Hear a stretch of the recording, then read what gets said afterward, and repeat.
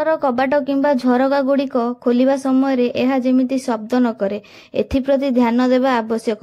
ଏଥିଯୋଗୁଁ ପରିବାର ସଦସ୍ୟଙ୍କର ମାନସିକ ଅଶାନ୍ତି ବଢ଼େ।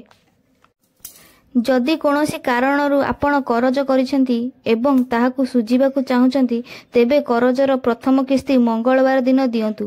ବାସ୍ତୁ ଅନୁସାରେ ଏହା କଲେ କରଜର ବୋଝ ଶୀଘ୍ର ମୁକ୍ତି ମିଳିପାରେ।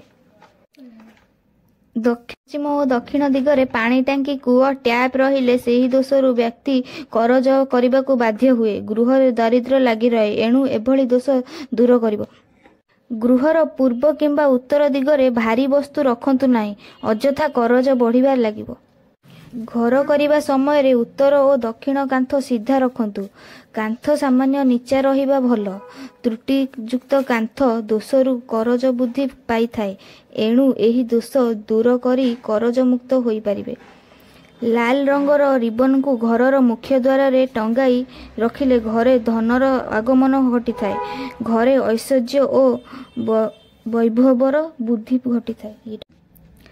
ବିଛଣାରେ ଲୁଣ, ତେଲ, ଝାଡ଼ୁ, ଜୋତା କିମ୍ବା ଅଳିଆ ଆବର୍ଜନା ରଖନ୍ତୁ ନାହିଁ। ଏହା ମାନସିକ ଅଶାନ୍ତି ଆଣିବା ସହ ଭାଗ୍ୟୋଦୟର ବାଧା ଉପଜାଇଥାଏ। ଉତ୍ତର କିମ୍ବା ପୂର୍ବ କାନ୍ଥରେ ଉତ୍ତର ପୂର୍ବ କୋଣରେ ଲାଗିଥିବା ଦର୍ପଣ ଲାଭଦାୟକ। ଦକ୍ଷିଣ ଓ ପଶ୍ଚିମ କାନ୍ଥରେ ଦର୍ପଣ ରହିଲେ ତାହା କ୍ଷତିକାର।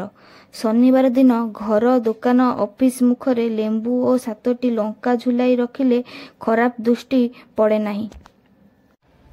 ମୁଖ୍ୟ ଦ୍ୱାରରେ କଳା ଘୋଡ଼ାର ନାଲ ଲଗାଇଲେ ଘର ଉପରେ କାହାରି ନଜର ପଡ଼େ ନାହିଁ କି ଏଥିଯୋଗୁଁ ଗୃହସ୍ୱାମୀଙ୍କର ମାନସିକ ଅବସ୍ଥା ଭଲ ରୁହେ।